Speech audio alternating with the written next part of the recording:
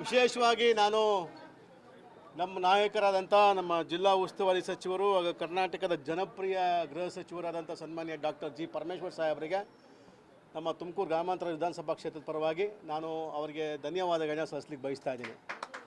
ಯಾಕೆಂದರೆ ವಿಶೇಷವಾಗಿ ಇವತ್ತು ಕಾಂಗ್ರೆಸ್ ಇವತ್ತೇನು ನಮ್ಮ ಕಾಂಗ್ರೆಸ್ ಗ್ಯಾರಂಟಿ ಸರ್ಕಾರ ಬರೋದಕ್ಕಿಂತ ಮುಂಚಿತವಾಗಿ ಈ 5 ಗ್ಯಾರಂಟಿಗಳನ್ನ ನಾವು ಜನಗಳಿಗೆ ಸರ್ಕಾರಕ್ಕೆ ನೀವು ಅಧಿಕಾರ ಕೊಟ್ಟರೆ ನಾವು ಕೊಡ್ತೀವಿ, ಇಂಪ್ಲಿಮೆಂಟ್ ಮಾಡ್ತೀವಿ ಅಂತೇಳಿ ಈ ಪ್ರಣಾಳಿಕೆ ಈ ಗ್ಯಾರಂಟಿಯ ಪ್ರಣಾಳಿಕೆ ತಯಾರು ಮಾಡಿದ್ದು ಸನ್ಮಾನ್ಯ ಡಾಕ್ಟರ್ ಜಿ ಪರಮೇಶ್ವರ್ ಅವರ ಅಧ್ಯಕ್ಷತೆಯಲ್ಲಿ. ಅದು ನಮ್ಮ ಹೆಮ್ಮೆ. ತುಮಕೂರು ಜಿಲ್ಲೆಯಲ್ಲಿ ಈ ಪ್ರಣಾಳಿಕೆಯ ಅಧ್ಯಕ್ಷತೆಯನ್ನು ವಹಿಸಿ ಇವತ್ತು ಕರ್ನಾಟಕ ರಾಜ್ಯದ ಸುಮಾರು 1,20,20,000 ಹೆಚ್ಚು ಕುಟುಂಬಗಳಿಗೆ ಇವತ್ತು ಎಲ್ಲ ಒಂದು ಕಡೆ ಎಲ್ಲ ಗ್ಯಾರಂಟಿ ಯೋಜನೆಗಳನ್ನ ಇವತ್ತು ತಲುಪೋದಕ್ಕೆ ಪ್ರಮುಖವಾಗಿ ಕಾರಣ ಇದಕ್ಕೆ ಡಾಕ್ಟರ್ ಜಿ ಪರಮೇಶ್ವರ್ ಸಾಹೇಬರು.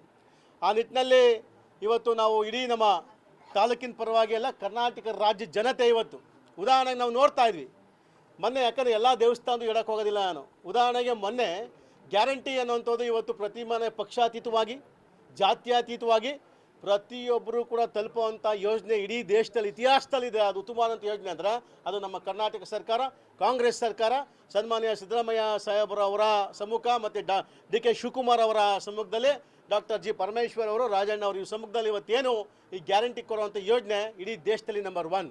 ಸೊ ಹಾಗಾಗಿ ಭಾಳ ದೊಡ್ಡ ಮಟ್ಟಕ್ಕೆ ಭಾಳ ಇವತ್ತು ನೂರಾರು ಕುಟುಂಬಗಳು ಅಂದರೆ ಸಾವಿರಾರು ಕುಟುಂಬಗಳು ಇವತ್ತು ಒಂದೊಂದು ತಾಲೂಕಲ್ಲಿ ನೆಮ್ಮದಿ ಜೀವನ ಮಾಡ್ತಾರೆ.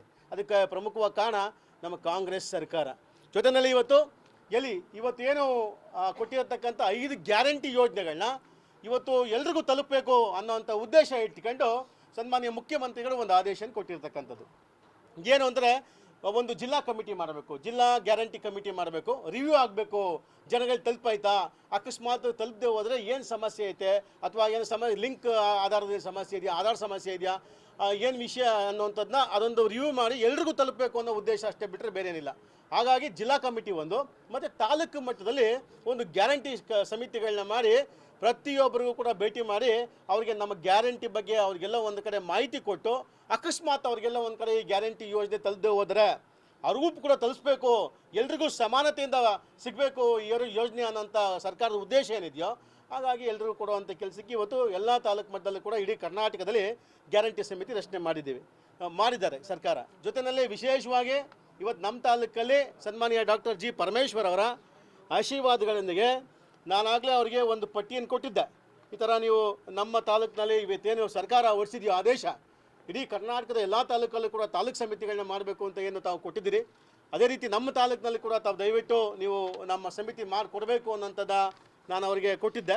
ಸೊ ಅದೇ ಥರನೇ ಕೂಡ ಸನ್ಮಾನ್ಯ ಡಾಕ್ಟರ್ ಜಿ ಪರಮೇಶ್ವರ್ ಸಾಹೇಬರು ನಮಗೆ ವಿಶೇಷವಾಗಿ ಒಂದು ಆದೇಶವನ್ನು ಕೂಡ ಇಲ್ಲಿ ಸುಮಾರು 14 ಸದಸ್ಯರಿರ್ತಾರೆ ಈ ಒಂದು ಕಮಿಟಿನಲ್ಲಿ, 13 ಇದೆ, ಇನ್ನೂ ಒಂದು ಇನ್ನೊಬ್ಬರು ಸೇರಿಸ್ಬೇಕಿಲ್ಲಿ 14 ಸದಸ್ಯರಿರ್ತಾರೆ. ಅದರಲ್ಲಿ ಒಬ್ಬ ಅಧ್ಯಕ್ಷ, ಒಬ್ಬರು ಉಪಾಧ್ಯಕ್ಷ ಇರ್ತಾರೆ, ಇನ್ನು ಉಳಿಕೆ 12 ಜನ ಸದಸ್ಯರಾಗಿ ಇಲ್ಲಿ ಕೆಲಸ ನಿರ್ವಹಣೆ ಮಾಡ್ತಾರೆ.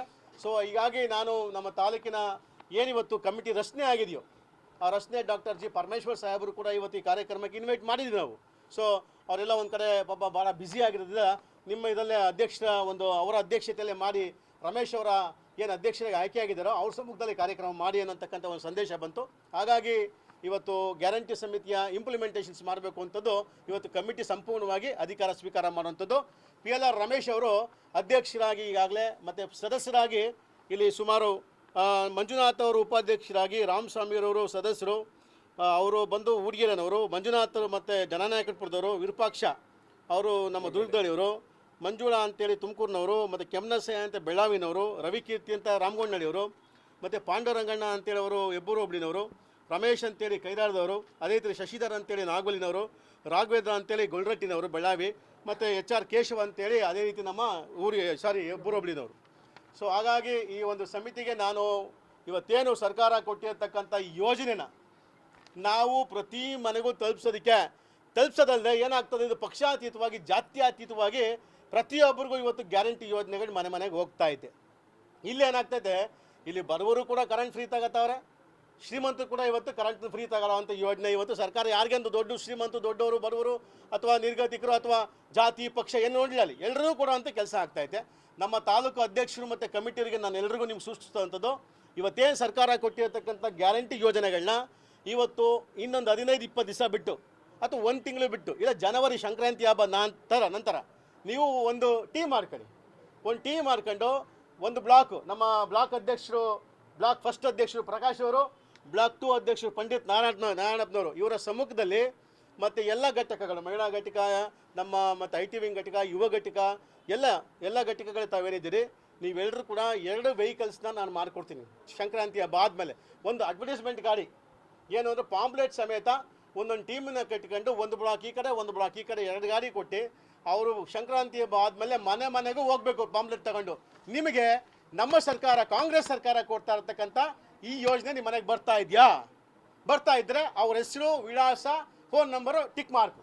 ಅಕಸ್ಮಾತ್ ಬರ್ತಾ ಇಲ್ವಾ, ಉದ್ದೇಶ ಏನು ಸಮಸ್ಯೆ, ತಾಂತ್ರಿಕ ಸಮಸ್ಯೆ ಏನಿದೆ ಅದನ್ನು ಒಂದು ನೋಟ್ ಮಾಡ್ಕೊಂಡು ಒಂದು ಟಿಕ್ ಮೈನಸ್ ಮಾಡ್ಕೊಂಡು ಬರೋದು. ಬಂದಿಲ್ಲ ಆದಮೇಲೆ ಎಲ್ಲ ಅಧಿಕಾರಿಗಳ ಸಮ್ಮುಖದಲ್ಲಿ ಕೂರಿಸ್ಕೊಂಡು ಅದೇನು ಸಮಸ್ಯೆ ಆಗಿದ್ದು ಕೂಡ ಆ ಸಮಸ್ಯೆನ ಬಗೆಹರಿಸಿ ಅವ್ರಿಗೆ ಮತ್ತೆ ಸರ್ಕಾರಿ ಯೋಜನೆ ತಲುಪೋದಕ್ಕೆ ಈ ಕಮಿಟಿ ಕೆಲಸ ಮಾಡೋದು ಭಾಳ ಪ್ರಮುಖವಾದಂಥ ಘಟ್ಟ ಇದು.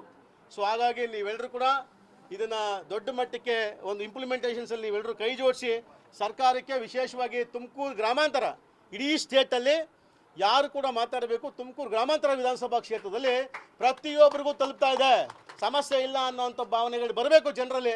ಆ ರೀತಿ ಅರಿವು ಮೂಡಿಸುವಂಥ ಕೆಲಸವನ್ನು ನಾವು ನೀವೆಲ್ಲ ಒಟ್ಟಿಗೆ ಸೇರಿಸಿ ಬ್ಲಾಕ್ ಅಧ್ಯಕ್ಷರ ಸಮ್ಮುಖದಲ್ಲಿ ಈ ಕಾರ್ಯಕ್ರಮವನ್ನು ಇಂಪ್ಲಿಮೆಂಟ್ ಮಾಡಬೇಕು ಅಂತೇಳಿ ನಾನು ನಿಮ್ಗೆಲ್ರಿಗೂ ಕೂಡ ಸೂಚನೆ ಕೊಡ್ತಾ, ಸೊ ಹಾಗಾಗಿ ಜೊತೆಯಲ್ಲಿ ಇವತ್ತು ಉಪಚುನಾವಣೆ ನಡೀತಾ ಇದೆ. ಈಗಾಗಲೇ ಉಪಚುನಾವಣೆ ಭಾಳ ಜೋರಾಗಿ ನಡೀತಾ ಇದೆ. ನಮ್ಮ ವಿಶ್ವಾಸ ಇದೆ ಸಿದ್ದರಾಮಯ್ಯ ಸಾಹೇಬರು ಮತ್ತು ನನ್ನ ನಾಯಕರಾದ DK ಶಿವಕುಮಾರ್ ಸಾಹೇಬರು ಮತ್ತು ನನ್ನ ಗುರುಗಳಾದಂಥ ಡಾಕ್ಟರ್ G ಪರಮೇಶ್ವರ್ ಸಾಹೇಬರು, ರಾಜಣ್ಣ ಅವರು ಇವರ ಸಮ್ಮುಖದಲ್ಲಿ ಇವತ್ತು ಹಲವಾರು ಕಡೆ ಇವತ್ತು ಅವರು ಕೂಡ ಪ್ರಚಾರ ಮಾಡಿರುವಂಥದ್ದು ಗಮನಿಸಿದ್ದೀವಿ. ಸೊ ನಮಗೆ ವಿಶ್ವಾಸ ಇದೆ ಮೂರು ಕೂಡ ಕಾಂಗ್ರೆಸ್ ಪಕ್ಷದ ಅಭ್ಯರ್ಥಿಗಳಿಗೆ ಗೆಲ್ಲಬೇಕು ಅನ್ನುವಂಥದ್ದು. ಸೊ ಯಾಕಂದರೆ ಸರ್ಕಾರ ಇದ್ದ ಕಡೆ ಅನುಕೂಲ ಆಗುತ್ತೆ. ಈಗೇನಾಗ್ತದೆ, ಸರ್ಕಾರ ಇದ್ದಂಥ ಅಭ್ಯರ್ಥಿ ಗೆದ್ದರೆ ಆ ಕಾನ್ಸ್ಟಿಟ್ಯೂನ್ಸಿಗೆ ಇನ್ನೂ 3 ವರ್ಷ ಗೌರ್ಮೆಂಟ್ ಇರುತ್ತೆ. ಎಲ್ಲ ರೀತಿಯ ಸರ್ಕಾರದಿಂದ ಬರುವಂಥ ಸೌಲಭ್ಯಗಳನ್ನ ನೇರವಾಗಿ ಜನಕ್ಕೆ ತಲುಪಿಸ್ಬೋದು ಮತ್ತು ಡೆವಲಪ್ಮೆಂಟ್ ಮಾಡ್ಬೋದು, ಅನುಕೂಲ ಆಗ್ತದೆ ಅಂಥದ್ದು ನನ್ನ ಅಭಿಪ್ರಾಯ ಆಗ್ತದೆ. ಸೊ ಹಾಗಾಗಿ ನಿಂತಿರುವಂಥ ಎಲ್ಲ ಕಾಂಗ್ರೆಸ್ ಅಭ್ಯರ್ಥಿಗಳಿಗೆ ನಾವು ಎಲ್ಲ ಒಂದು ಕಡೆ ಅವರಿಗೆ ಆ ಶುಭಾಶಯಗಳನ್ನ ಮತ್ತು ಧನ್ಯವಾದಗಳು ಮತ್ತು ಒಳ್ಳೆದಾಗಲಿ ಅಂತ ಕೂಡ ನಾನು ಅವರಿಗೆ ಗೆಲ್ಲಿ ಅವರೆಲ್ಲ ಕೂಡ ಅಂತೇಳಿ ನಾನು ಪ್ರಾರ್ಥಿಸ್ತಾ, ಸೊ ಇವತ್ತು ಕಾರ್ಯಕ್ರಮ ಭಾಳ ಅದ್ದೂರಿಯಾಗಿ ಆಚರಣೆ ಮಾಡಿದಿರಿ. ಸೊ ವಿಶೇಷವಾಗಿ ನಿಮ್ಮೆಲ್ಲರಿಗೂ ಧನ್ಯವಾದ ಹೇಳ್ತಾ ಇದ್ದೀನಿ. ಸರ್ ಕನಿಷ್ಠ ಪಕ್ಷ ಚನ್ನಪಟ್ಟಣ ಒಂದು 10,000 ಹೆಚ್ಚು ಮತಗಳಿಂದ ನಾವು ಗೆಲ್ತೀವಿ. ಯೋಗೇಶ್ವರ್ ಗೆಲ್ತಾರೆ, CP ಯೋಗೇಶ್ವರು ಕಾಂಗ್ರೆಸ್ ಅಭ್ಯರ್ಥಿ ಗೆಲ್ತಾರೆ. ನನಗೆ ಇಲ್ಲಿ KMF ಒಂದು ನಿಮಿಷ, ಇಲ್ಲಿ ನಾವು KMF ಎಲೆಕ್ಷನ್ ಇತ್ತು ನನಗಿಲ್ಲಿ. ನಿಮ್ಗೆ ಗೊತ್ತಿರಲಿ, 20 ವರ್ಷಗಳಿಂದ ತುಮಕೂರು ತಾಲೂಕಿನಲ್ಲಿ ಕಾಂಗ್ರೆಸ್ಸಿಂದ KMFಗೆ ಚುನಾವಣೆ ಅಭ್ಯರ್ಥಿ ಇರಲಿಲ್ಲ.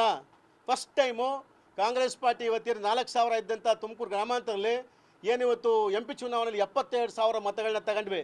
ಫಸ್ಟ್ ಟೈಮ್ ಇವತ್ತು BJP ವಿರುದ್ಧವಾಗಿ KMFನಲ್ಲಿ ಅದು ಅಧಿಕೃತವಾಗಿ ಒಳ್ಳೆ ಸ್ಟ್ರಾಂಗ್ ಅಭ್ಯರ್ಥಿನ ಹಾಕಿದ್ದೀವಿ.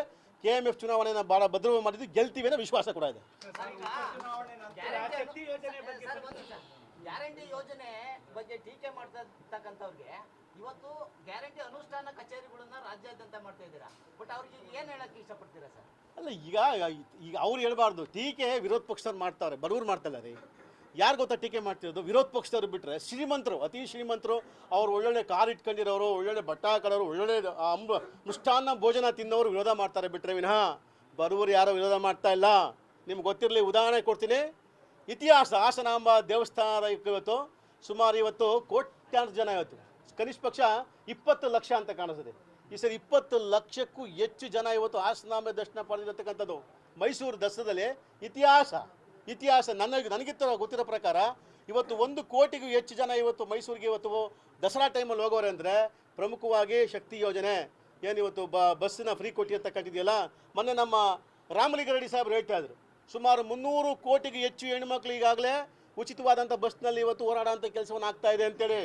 ಇದು ನಮ್ಮ ಗ್ಯಾರಂಟಿಗಳನ್ನ ಟೀಕೆ ಮಾಡೋದು ವಿರೋಧ ಪಕ್ಷದವರು ಬಿಟ್ಟರೆ, ಶ್ರೀಮಂತರು ಬಿಟ್ಟರೆ ಬಡವರು ಯಾರು ಅಲ್ಲ. ಯಾವುದು ಇಲ್ಲ. ಈಗಾಗಲೇ ಸ್ಪಷ್ಟೀಕರಣ ಕೊಟ್ಟವರಲ್ಲ, ನಮ್ಮ ನಾಯಕರ ಸ್ಪಷ್ಟೀಕರಣ ಕೊಟ್ಟರು. ಯಾವ ಇದು ಇಲ್ಲ, no changes, it will continue. ಯಾಕ್ರಿ ದುಡ್ಡಿಲ್ಲ? ಪರಮೇಶ್ವರ್ ಅವ್ರು ಮಾಡ್ತಿಲ್ವಾ? ಕೊರಟಗೆರೆ ಮಧುಗಿರಿ ರಾಜಣ್ಣ ಅವ್ರು ಮಾಡ್ತಿಲ್ವಾ? ವಾಸಣ್ಣ ಮಾಡ್ತಿಲ್ವಾ? ಟಿಪ್ಟೂರು ಮಾಡ್ತಿಲ್ವಾ? ಚಿಕ್ಕನಾಗಲ್ಲಿ ಸುರೇಶ್ ಬಾಬು ಮಾಡ್ತಿಲ್ವಾ? ಎಲ್ಲ ಕಾನ್ಸ್ಟಿಟ್ಯೂನ್ಸಿ ಕೆಲಸ ಆಗ್ತಾ ಐತಿ, ಈ ಕಾನ್ಸ್ಟಿಟ್ಯೂನ್ಸಿ ಕೆಲಸ ಆಗ್ತಿಲ್ಲ. ಕೆಲಸ ಮಾಡೋಕ್ಕೆ ಇಷ್ಟ ಇಲ್ಲ, ಪುಣ್ಯಾತ್ಮನಿಗೆ ಆಗ್ತಿಲ್ಲ ಅಷ್ಟೇ. ಗುತ್ತಿಗೆ ಗುತ್ತಿಗೆದಾರರು 33,000 ಕೋಟಿ ಬಾಕಿ ಇದೆ, ನಮ್ಗೆ ಕೊಟ್ಟೇ ಇಲ್ಲ ಅಂತ ಹೇಳಿ ಅವರು ಈಗಾಗಲೇ ಮೊನ್ನೆ ತೀರ್ಮಾನ ಆಗಿದೆಯಲ್ಲ, ಫಸ್ಟ್ ಮೊದಲನೇ ಹಂತದಲ್ಲಿ ಒಂದಿಷ್ಟು ಇಷ್ಟು ಕೋಟಿನ ಬಿಡುಗಡೆ ಮಾಡಬೇಕು ಗುತ್ತಿಗೆದಾರ ಅಂತ ಸರ್ಕಾರ ಕೂಡ ಈಗ ಒಂದು ಆದೇಶ ಮಾಡಿದೆ. ಕೆಲವು ದಿವಸ ಅದು ಕೂಡ ಇದು 23 ಕಳೆದ ನಂತರ ಮೋಸ್ಟ್ಲಿ ದುಡ್ಡು ರಿಲೀಸ್ ಆಗ್ಬೋದು. Thank you. ಒಂದು ನಿಮಿಷ ಸರ್, ಏನಿವತ್ತು